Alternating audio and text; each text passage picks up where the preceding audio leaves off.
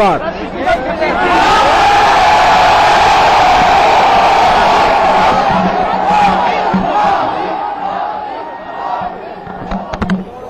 तो फिर से मोदी मोदी के नारे एक बार फिर से गांधीनगर में हमें सुनाई दे रहे हैं। प्रधानमंत्री नरेंद्र मोदी ने अब से थोड़ी देर पहले गांधीनगर में वोट डाला है और मतदान के बाद उन्होंने कई सारी महत्वपूर्ण बातें कही है। उन्होंने कोई भी राजनीतिक बात नहीं कही, लेकिन उन्होंने ये जरूर साफ किया कि लोकतंत्र में हमारा जो शस्त्र है वो एक वोटर आईडी कार्ड है। उन्होंने जो फर्स्ट टाइम वोटर्स हैं उनसे कहा है कि ये आपकी सदी है, इसलिए 100% मतदान करें।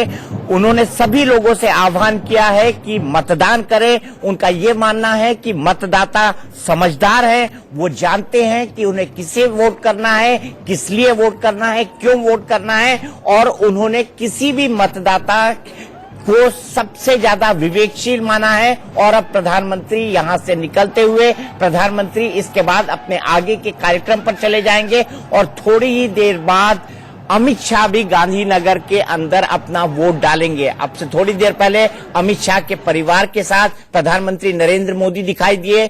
गांधीनगर से कैंडिडेट हैं अमित शाह इस बार, और आपने देखा शुरू से प्रधानमंत्री जब से तस्वीर की पहली फ्रेम के साथ दिखना शुरू हुए और आखिरी फ्रेम उनकी अब से थोड़ी देर पहले दिखाई दे रही है, बहुत ही केयरफुली बनाया हुआ एक बहुत ही क्राफ्टेड सा पूरा का पूरा कार्यक्रम था प्रधानमंत्री का। जिस तरह से ओपन जीप में मतदान करने आए, ओपन जीप पर खड़े होकर उन्होंने मीडिया से बात करी और अब जाता हुआ उनका पूरा काफिला दिखाई देता है। मनीष भाई, क्या कहेंगे प्रधानमंत्री के इस पूरे मतदान के इस पूरे के पूरे कार्यक्रम के बारे में?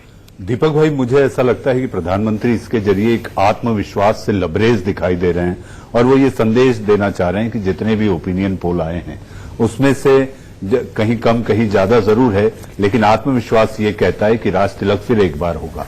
क्योंकि प्रधानमंत्री का जो ये इवेंट, जैसे आप क्राफ्टेड एक शब्द की परिभाषा देकर आप आगे बढ़ा रहे, तो मुझे ऐसा लगता है दीपक भाई, ये सारी तैयारियों के लिए एक रात में ये तैयारी नहीं हो सकती, और एक रात में ये अगर तैयारी नहीं हो सकती तो ये ऑलरेडी प्लान था। कहां रुकेंगे, कैसे जाएंगे, जीप कैसी सजेगी, जीप का ऊपर का टॉप खुला रहेगा, वो वहां से बैठ के कितनी दूर तक जीप में जाएंगे, कितना पैदल चलेंगे, एसपीजी को ये सारी जानकारी होती है। और एसपीजी तो ये तक जानती है कि किस समूह के पास वो जाके रुकेंगे और किसके साथ बात करेंगे और कौन उनके करीब आएगा।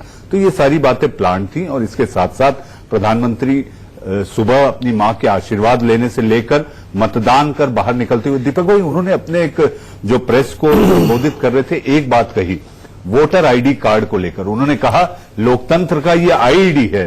तो ये अपने आप में इस तरह से ऊर्जा भर देना और शब्दों के साथ बाजीगरी करना, मुझे ऐसा लगता है कि प्रधानमंत्री बखूबी जानते हैं। और शब्दों के माहिर जादूगर अगर उनको कहा जाए तो गलत नहीं होगा मनीष भाई। और अभी भी प्रधानमंत्री धीरे धीरे अपनी जीप से आगे बढ़ रहे हैं। सड़क के दोनों तरफ लोग मौजूद हैं, वो अपनी उंगली दिखा रहे हैं, वो उंगली जिसपे मतदान के बाद शाही लगी हुई है, और प्रधानमंत्री दोनों तरफ जो सड़क के लोग मौजूद हैं उनका अभिवादन कर रहे हैं। प्रधानमंत्री के लिए ये गलियां कोई नई नहीं है। प्रधानमंत्री इन गलियों में कई साल गुजार चुके हैं। प्रधानमंत्री ने अपनी राजनीति की शुरुआत अहमदाबाद के भारतीय जनता पार्टी कार्यालय से की थी, और जो पहली सरकार भारतीय जनता पार्टी की बनी, जो कि केशुभाई पटेल सरकार थी, उसको बनाने में भी नरेंद्र मोदी की एक बेहद महत्वपूर्ण भूमिका थी। उसके बाद वो दिल्ली में पार्टी के सचिव और महासचिव बनकर आए, और उसके बाद उन्होंने मुख्यमंत्री के तौर पर 2001 में गुजरात की कमान संभाली, और उसके बाद लगातार सीढ़ियां वो चढ़ते चले गए, और आज दूसरी बार देश के प्रधानमंत्री के तौर पर वो अपना निर्वाचन मांग रहे हैं। वो चाहते हैं कि उनकी पार्टी को एक बार फिर से बहुमत दिया जाए और एक बार फिर से वो दिल्ली की गद्दी पर बैठे। इसीलिए उनकी पार्टी ने नारा दिया है, फिर एक बार मोदी सरकार। नवीन भाई हमारे साथ जुड़े हुए हैं, बीजेपी के स्पोक्स पर्सन नवीन कुमार जी, फिर एक बार मोदी सरकार, क्या लगता है आपको? इसमें तो कोई शक ही नहीं है। शक नहीं है आपको? कोई शक तो ठीक है, हम सीधे जोड़ लेते हैं अमरनाथ अग्रवाल साहब को। कांग्रेस स्पोक्स पर्सन हमारे साथ जुड़ गए हैं लखनऊ से। अमरनाथ जी, नवीन जी कह रहे हैं कि कोई शक ही नहीं है, फिर एक बार मोदी सरकार आने वाली है। आपको लगता है नवीन भाई का ये दावा सच साबित होगा? क्योंकि सामने कोई है ही नहीं।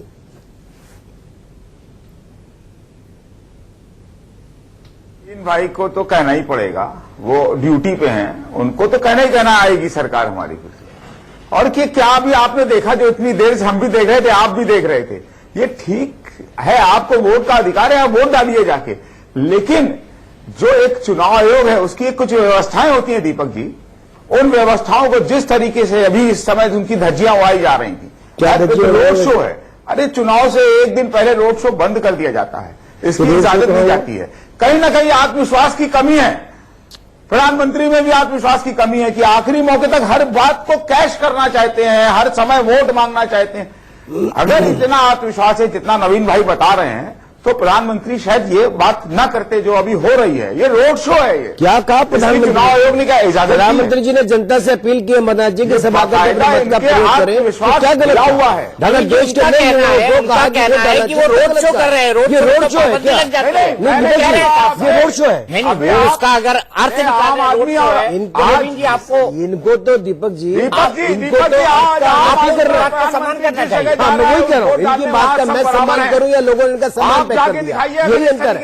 ये बातों का अनर्थ निकालने वाले हैं। अगर प्रधानमंत्री जी वोट डालने जा रहे हैं और वहां की जनता आज देश में कहीं भी किसी भी कोने में चले जाए, विदेश में कहीं चले जाए, प्रधानमंत्री जी की झलक पाने के लिए, नरेंद्र भाई मोदी की झलक पाने के लिए सैकड़ों हजार लोग निकल करके आते हैं, तो क्या करना चाहिए? अगर इनकी सभाओं में लोग नहीं आते तो हम क्या करें भाई? अगर जनता जा रही है, एक दूसरे पर मत चलाइए, संयम से बात कीजिए। अमरनाथ जी, आपने अपनी बात कर ली और मैंने आप तक यहां तक बोल दिया नवीन जी को कि भाई नवीन जी अमरनाथ जी की बात का सम्मान करिए। मैंने तो मजाक में उनको यहां तक बोल दिया। नवीन जी आप बताइए, अमरनाथ जी की बात पर आपको क्या कहना है? उनको लग रहा है कि प्रधानमंत्री जी में आत्मविश्वास की कमी दिखाई दे रही है इस वक्त जब उन्होंने मतदान किया। दीपक जी, पूरा देश जान रहा है, सब जान रहा है कि विश्वास, आत्मविश्वास और किसके अंदर ऊर्जा है। देश के प्रधानमंत्री एक मजबूत सरकार का नेतृत्व कर रहे हैं, वो सब जानते हैं कि उनके कहे हुए एक एक शब्द, उनकी जमा से उनका एक एक इशारा हर व्यक्ति समझता है कि वो हर कुछ एक देश को मजबूत करने की दिशा में चल रहा है। अगर कांग्रेस के नेता लगातार झूठ बोलते रहे हो, आज भी झूठ बोल रहे, एक और नहीं, इन्होंने तो झूठ बोलने का हर प्रपंच कर डाला। चुनाव से 2 दिन पहले बताइए सलमान खुर्शीद क्या कहते हैं, योगी आदित्यनाथ जी को कहते हैं कि मैं उनका बाप हूं, और पूरे हिंदुओं का अपमान करते हैं। और इस तरह से लोगों को अपमान करके ये लोग सोचते होंगे कि शायद कि इनको मत मिलेगा, लोग इनको चुनेंगे, इनको कोई चुनने वाला नहीं है। आज वोटिंग ये ऐसे आज की स्थिति है कि पूरे देश, अरे क्या बात कर रहे हो आप? वोटिंग से पहले देश के मुसलमानों को खुश करने के लिए सलमान खुर्शीद कहते हैं कि योगी आदित्यनाथ जी का मैं बाप हूँ, कहते हैं कि योगी आदित्यनाथ जी का मैं बाप हूँ। शर्म नहीं है ऐसा कहते हुए? पूरे हिंदू का अपमान करते हुए खुश करने वाली बात कहाँ गई?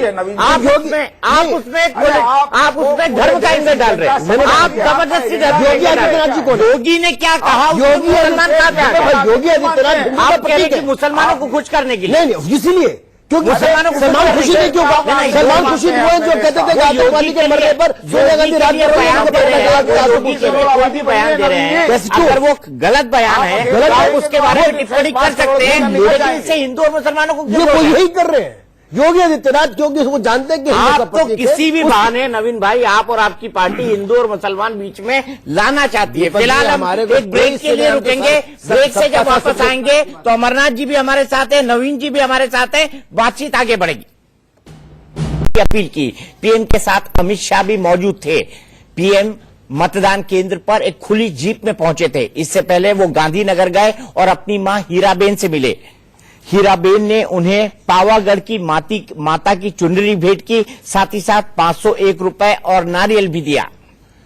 उन्होंने प्रधानमंत्री को प्रसाद खिलाया, बदले में प्रधानमंत्री ने उन्हें मिठाई खिलाई। आप तस्वीर देख सकते हैं, प्रधानमंत्री अपनी मां हीराबेन से मिलते हुए, हाथ में नारियल भी दिखाई दे रहा है, प्रसाद भी दिखाई दे रहा है और पावागढ़ माता की चुनरी भी उनके हाथ में दिखाई पड़ रही थी। अब से थोड़ी देर पहले ये चुनरी पावागढ़ माता को चढ़ाई गई थी, जो चुनरी प्रधानमंत्री की मां ने आज उन्हें भेंट की। इसके बाद एक खुली जीप में चलकर प्रधानमंत्री अपने तमाम सहयोगियों के साथ, जिसमें अमित शाह भी मौजूद थे, मतदान केंद्र तक पहुंचे और अपने मताधिकार का इस्तेमाल किया। प्रधानमंत्री की तस्वीरें आप देख सकते हैं, अपने मताधिकार का इस्तेमाल करने के बाद उस उंगली को दिखा रहे हैं जिसमें शाही लगी हुई है।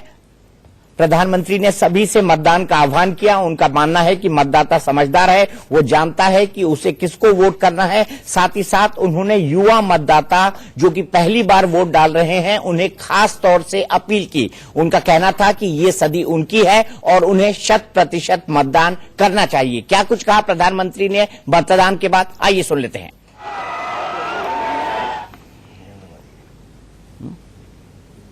तीसरे चरण का मतदान हो रहा है। मेरा ये सौभाग्य है कि मुझे भी आज मेरा कर्तव्य निभाने का गौरवपूर्ण पल मेरे होम स्टेट गुजरात में वोट देकर के इस महान लोकतंत्र के पर्व में सक्रिय भागीदारी करने का अवसर मिला। जैसे कुंभ के मेले में स्नान करके एक पवित्रता का आनंद आता है, वैसा ही लोकतंत्र के इस महापर्व में मतदान करके उस पवित्रता की मैं अनुभूति करता हूं। मैं विशेष करके देश के सभी नागरिक भाइयों बहनों से आग्रह करूंगा कि इस लोकतंत्र के पर्व में अभी जहां जहां मतदान बाकी है, पूरे उमंग, उत्साह और एक उत्सव के रूप में सब मतदान करें।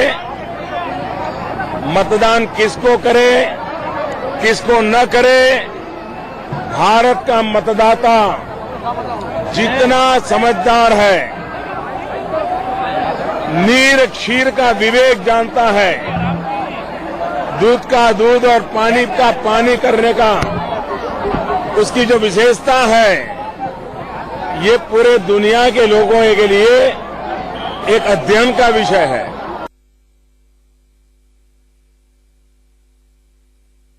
सदी में पैदा हुए और पहली बार लोकसभा के लिए मतदान करने जा रहे हैं, वैसे सभी युवा मतदाता बेटे और बेटियों को इस लोकतंत्र के पर्व में देश की निर्णायक सरकार बनाने में उनकी सक्रिय भागीदारी का मैं स्वागत करता हूं।